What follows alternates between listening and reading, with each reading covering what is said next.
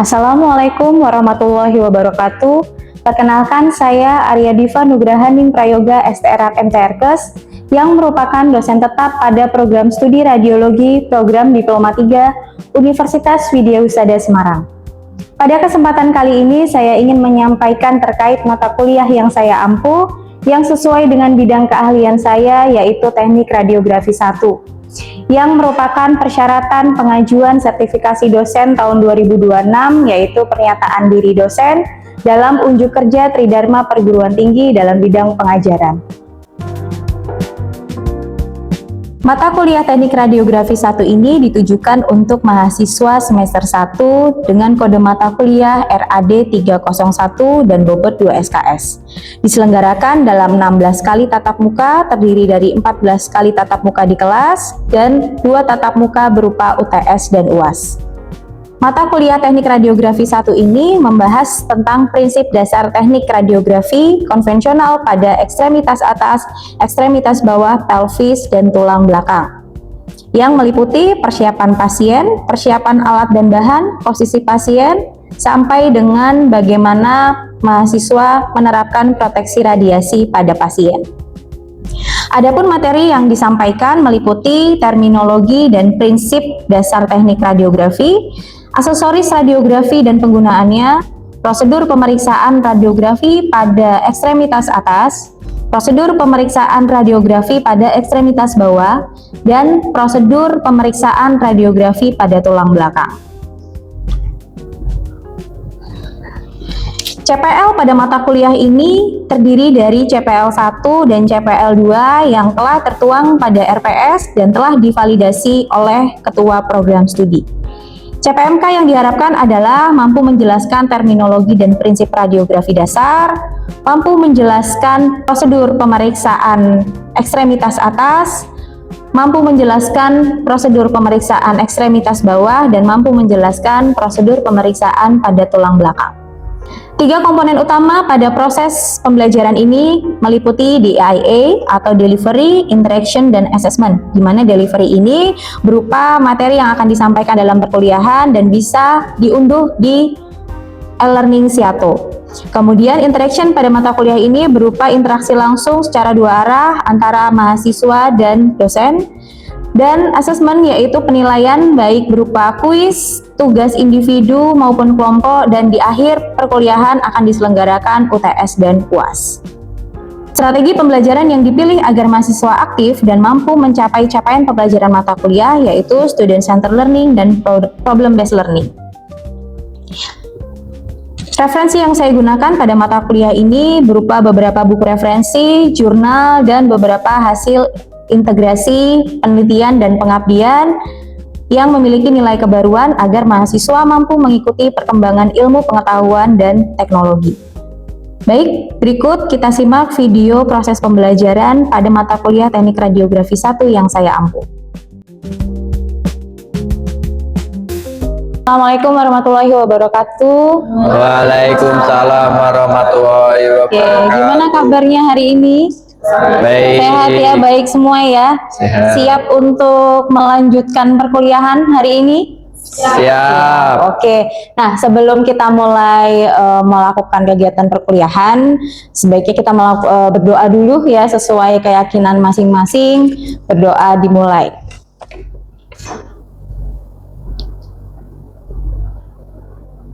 Oke, berdoa selesai. Ya. Oke, sudah absen semua di Siato? Yang belum bisa sambil absen dulu ya, supaya tidak lupa mengisi kehadiran. Oke, hari ini kita akan melanjutkan perkuliahan tentang pemeriksaan radiografi GENU atau knee joint ya. Setelah sebelumnya kemarin, masih ingat nggak kita melakukan diskusi materi apa? Sebelumnya ya, oke, femur ya. Jadi GENU atau knee joint ini letaknya di bawah femur ya. Kalau pertemuan sebelumnya kita femur, ini lanjut ke knee joint atau GENU ya. Oke, GENU ini ya adalah sendi ya. Sendi itu berarti kan terdiri dari beberapa tulang ya. Di sini kira-kira terdiri dari tulang apa aja GENU? tibia dan Ada femur, ada tibia, ada fibula, dan ada satu tulang lagi apa? patella. Tulang patella ya. Jadi yang namanya sendi itu pasti terdiri dari lebih dari 2 tulang ya, sehingga ada beberapa tulang yang membentuk knee joint ya. Nah, knee joint ini merupakan salah satu sendi yang terbesar di dalam tubuh ya. Selain ada elbow, ada wrist, kemudian ada hip, itu genu ini adalah sendi yang cukup besar ya, dimana gerakan-gerakan yang ada pada sendi lutut ini ya berupa gerakan menekuk ya, menekuk, kemudian meluruskan serta membantu setiap pergerakan pada aktivitas manusia ya. Bisa dibayangkan kalau genu ini nggak ada, mungkin kita jalannya akan lurus gini terus ya kan. Kalau ada genu, ada gerakan menekuk, gerakan lari ya, itu bisa kita lakukan ya. Tapi kalau nggak ada genu ya bisa dibayangkan betapa sulitnya pergerakan kita ketika beraktivitas. Nah, ini tadi tulang-tulang pembentuk sendi lutut ya, diantaranya ada femur, ada tibia, ada patella, dan ada fibula. Nah, ini kalau kita lihat anatomi dari patella ya. Kalau femur kan kemarin sudah ya. Nah, sekarang kita ke patella. Anatomi patella itu terdiri dari beberapa bagian ya. Ada base, ada apex ya. Mungkin selama ini kalau yang dikenal dengan base itu kan dasar, tapi justru di patella base itu letaknya ada di atas ya. Sedangkan di bagian bawah itu apexnya. Kemudian di sisi kanan kirinya itu ada border medial dan ada border lateral ya, yang membagi sisinya itu. Kemudian dari aspek posterior view ya, dari bagian belakang itu ada medial articular facet dan lateral articular facet ya. Jadi bagian posterior ini nanti yang akan melekat pada bagian femur ya, femur, tibia, dan fibula, sehingga membentuk sendi lutut. Nah, kemudian ini anatomi knee joint juga dari sisi lateral ya. Jadi kalau tadi bagian depannya udah kelihatan, ini kita lihat dari sisi sebelah lateral atau medialnya ya. Di bagian depan situ ada gambaran patella, kemudian ada tulang dari femur, di bawahnya ada tulang tibia dan fibula. Nah, di antara tulang-tulang tadi, gabungan-gabungan tulang, ada yang namanya cairan synovium atau cairan sinovial. Cairan ini yang fungsinya adalah sebagai pelumas ya. Jadi kalau kayak motor atau mobil kan ada oli gitu kan, supaya rantainya bisa bergerak gitu. Nah, fungsinya sama, sehingga ketika kita bergerak melakukan jalan atau lari itu tidak sakit. Nah, ini biasanya yang sering terjadi pada orang-orang yang sudah tua, itu cairan sinovialnya sudah mulai berkurang, sehingga kadang untuk bergerak mobilitas itu kesakitan ya. Kemudian, nah ini indikasinya ada fraktur ya, patah tulang, dislokasi, dan kaku sendi. Mungkin kalau pada genu akan lebih sering yang terjadi adalah dislokasi ya, lepasnya sendi maupun kaku sendi, dan osteoartritis ini juga yang paling sering. Biasanya di usia-usia yang sudah banyak ya, aktivitasnya akan mulai berkurang ketika mengalami osteoartritis atau peradangan. Nah, ini ada beberapa proyeksi yang biasa kita gunakan pada kasus-kasus di pemeriksaan genu atau knee joint ini ya. Di antaranya yang pertama ada AP, ada oblik, kemudian ada lateral, ada weight bearing, kemudian ada PA aksial dan AP aksial ya. Nah, proyeksi-proyeksi ini ya memerlukan persiapan-persiapan, bukan persiapan khusus ya, persiapannya adalah persiapan umum. Jadi seperti memastikan bahwa di area lutut ini tidak ada benda-benda yang mengganggu gambaran ya. Contohnya dia masih pakai celana panjang, bisa diangkat dulu ya, supaya area lututnya ini tidak tertutupi oleh benda-benda yang mengganggu. Kemudian kita siapkan kaset ya. Kaset ini ukuran 18x24, kemudian menggunakan grit ya. Kenapa menggunakan grit? Iya, objeknya tebal ya, sehingga untuk mengurangi hamburan pada film ya, kita menggunakan grid ya. Kemudian pastikan posisi pelvisnya tidak rotasi. Jadi kalau dia posisi supine ya betul-betul lurus, atau berdiri ya betul-betul lurus, jangan miring kanan miring kiri. Ini akan berpengaruh terhadap posisi genunya ya. Kemudian untuk central ray ya, jadi setelah kita memposisikan pasien, jadi untuk proyeksi umum ya, AP dan lateral ini bisa dalam posisi supine ya. Jadi central ray-nya kita arahkan kurang lebih 1,25 cm di bawah apek patella. Apek kan tadi bawah ya, apek kan bawah, base atas. Jadi dari apek ini kita turunkan sekitar 1,25. Disitulah CP dari proyeksi AP ya. Nah, jadi kira-kira posisinya begini. Pasiennya supine, kita arahkan arah sinarnya tegak lurus ya, di bawah apek patella kira-kira 1,25 cm. Nah, ini beberapa perbedaan. Kadang postur tubuh itu kan macam-macam ya. Setiap manusia itu punya body habitus yang berbeda. Jadi ini kadang dijadikan acuan ya, ketika misalnya posisi pasiennya lebih besar atau sedang atau kecil, maka ini akan berpengaruh terhadap sudut yang digunakan. Tapi kalau misalnya ukuran tubuhnya normal, standar ya, tegak lurus aja arah sinarnya ya. Kalau dia terlalu kecil atau terlalu besar, maka ada penyudutan-penyudutan yang digunakan. Ini untuk gambaran AP ya, radiograf AP. Kriterianya adalah pastikan bagian dari femorotibial joint-nya harus terbuka, karena itu yang akan kita nilai ya, tadi cairan tadi ada atau enggak. Karena semakin pendek jaraknya, nah itu berarti memungkinkan adanya peradangan, karena kan gesekan tulang ya kalau nggak ada cairannya. Kemudian knie juga harus full ekstensi ya, bagian interspace-nya terbuka, patellanya juga harus terlihat ya. Kemudian tidak ada rotasi ya. Ini beberapa kriteria atau hal yang perlu diperhatikan ketika kita membuat gambaran genu ya.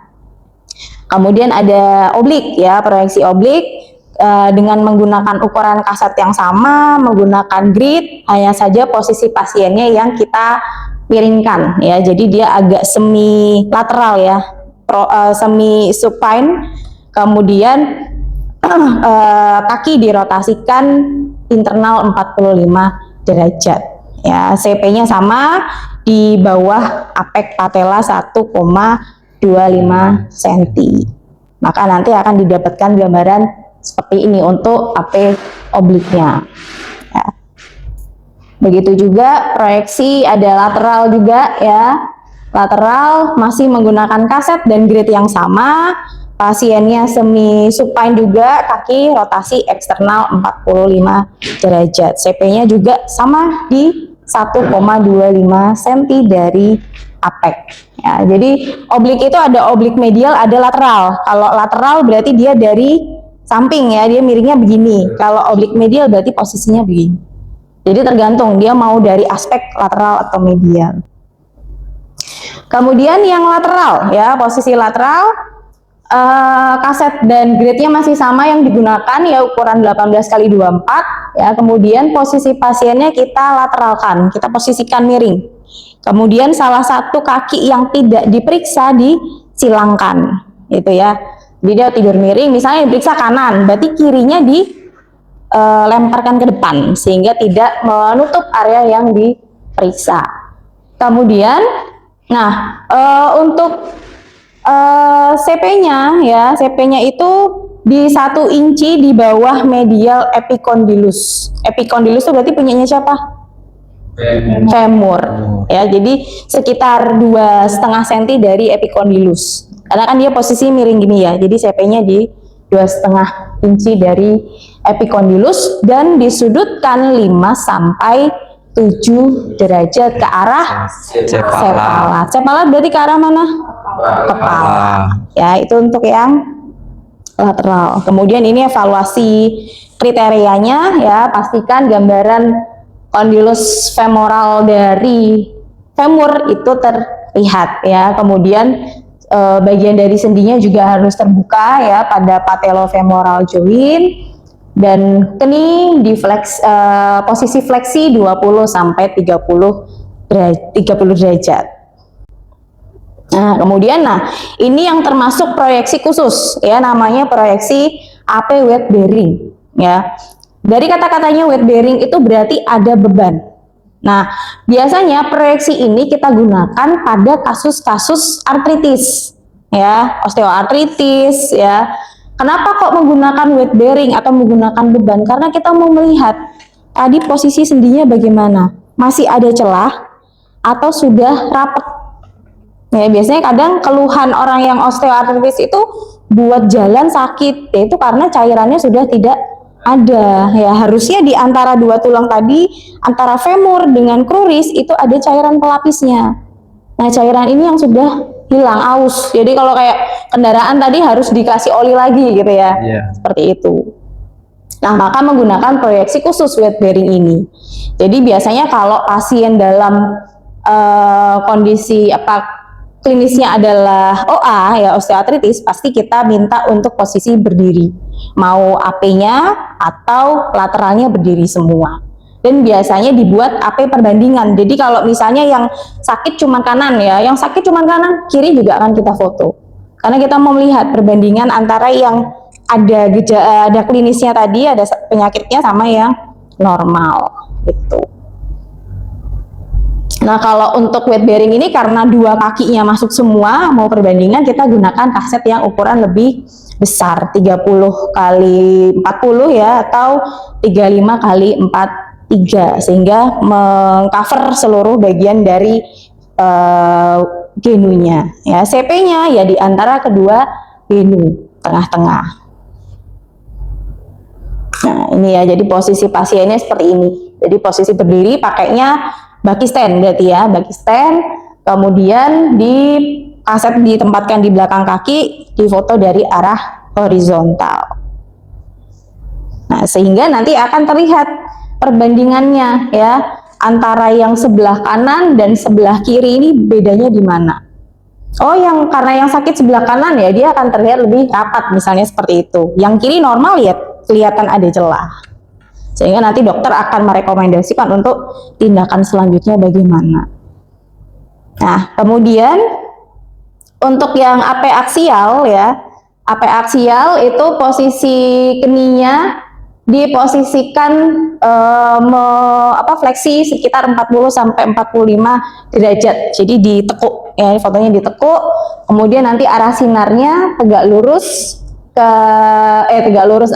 disudutkan 40 sampai 45 derajat ke arah sepalat pada setengah inci distal dari apex patella atau 1,25 cm tadi. Ya, ini untuk yang AP aksial. Nah, maka hasilnya gini. Biasanya AP aksial itu dia fokus untuk melihat patelanya. Karena kalau dari proyeksi AP atau lateral, kadang dia superposisi kan. Jadi kalau untuk AP aksial ini fokus untuk melihat bagian dari patelanya. Begitu juga yang PA aksial. PA aksial ini juga sama. Dia posisi pasiennya prone ya, kalau tadi supine ini prone, kemudian arah sinarnya disudutkan kira-kira 40 sampai 50 derajat ke arah kaudat. Jadi kebalikannya, kalau yang AP aksial tadi ke arah sepalat, ini ke arah kaudat. Nah, jadi tadi ada proyeksi apa aja? Ada AP, oke, ada oblik, lateral oblik, oblik lateral, oblik medial, PA aksial, sama weight bearing. Nah, sekarang saya punya kasus ya, satu kasus ini. Ada seorang pasien laki-laki ya, berusia 30 tahun, datang ke instalasi radiologi setelah mengalami kecelakaan sepeda motor ya, lututnya terasa bengkak ya, dan pasien tidak bisa melakukan fleksi. Nah, ada beberapa pertanyaan. Yang pertama, apa proyeksi yang tetap dapat dilakukan? Jadi ini ceritanya pasiennya datang, dia nggak bisa ngapa-ngapain. Jadi kita harus bisa melakukan modifikasi proyeksi ya. Kalau menurut teori seperti ini. Nah, ini kalau kasusnya berbeda ya, kita tidak bisa melakukan sesuai teori, maka bagaimana proyeksinya? Apa yang bisa dilakukan proyeksinya? AP lateral. Oke, proyeksinya adalah AP dan lateral. Lalu bagaimana modifikasi positioningnya? Kalau yang lateral bisa ditaruh kaset di samping, dan arah sinarnya tegak lurus kaset bisa pakai horizontal. Iya, oke. Kalau AP mungkin nggak masalah. AP bisa kita lakukan sesuai teori. Tapi untuk yang lateral, karena mengingat posisi pasiennya nggak mungkin dimiringkan kakinya, maka dalam kondisi tetap supine, kaset kita letakkan di samping kanan kiri lututnya ya. Kemudian arah sinarnya kita buat horizontal, sehingga gambarannya tetap didapatkan proyeksi lateral ya, walaupun dengan posisi yang agak berbeda. Terus gimana proteksi radiasinya? Menggunakan apron. Menggunakan apron bisa, tapi mungkin bagian genunya jangan ditutup, atau apa cara lain? Mengecilkan kolimasi atau menyesuaikan kolimasi sesuai dengan objek ya. Apalagi? Menggunakan grid itu bisa sih, dia termasuk mengurangi hamburan, tapi sebenarnya hamburannya untuk ke kaset, ke filmnya ya. Kalau ke pasiennya apa? Kalian biasanya nyeting apa sih? Iya, faktor eksposisi itu juga sangat berpengaruh terhadap dosis ya. Artinya kita nyeting dosisnya tinggi, QV-nya tinggi dengan rendah, hasil atau keluaran radiasinya juga akan berbeda. Itu oke. Ada pertanyaan sampai di sini untuk materi genu ini? Saya ingin bertanya, Bu. Oke, Mas Yedia ya. Ya, Yedia. Kesalahan positioning apa yang paling sering terjadi pada pemeriksaan knee joint? Oh, kesalahan positioning apa ya? Nah, tadi seperti contoh kasus ini nih, kebetulan mirip ya. Jadi misalnya ada pasien datang, dia dengan keluhan osteoartritis. Ya, dia mengeluhkan kalau dibuat jalan itu sakit Pak, Bu, gitu kan. Terus dia difoto. Nah, harusnya kalau pada kasus OA tadi, proyeksi yang betul apa? Weight bearing dengan posisi berdiri. Tapi kadang ada beberapa kasus weight bearingnya dibuat tidur, sehingga fungsi weight bearing tadi yang kita mau melihat celah itu tadi untuk mendiagnosa OA jadi nggak maksimal ya. Nah, itu kesalahan positioning. Jadi harusnya kalau OA ya diposisikan sebisa mungkin pasiennya berdiri, kecuali memang pasiennya nggak bisa ya. Tapi kalau dia bisa berdiri, pastikan posisinya berdiri, sehingga celah tadi atau tekanan tubuh tadi bisa melihat gambaran genunya. Ada lagi yang lain? Boleh? Kira-kira apa yang menjadi kompetisi utama yang harus dimiliki radiografer agar menghasilkan radiograf knee joint yang optimal? Oke, sebagai radiografer ya, kita kan bukan sekedar orang yang moto tulang gitu ya, kita punya dasar, punya ilmu. Nah, yang perlu kita lakukan ketika mau bikin foto genu ini, yang pertama kita harus bisa menentukan proyeksinya dulu.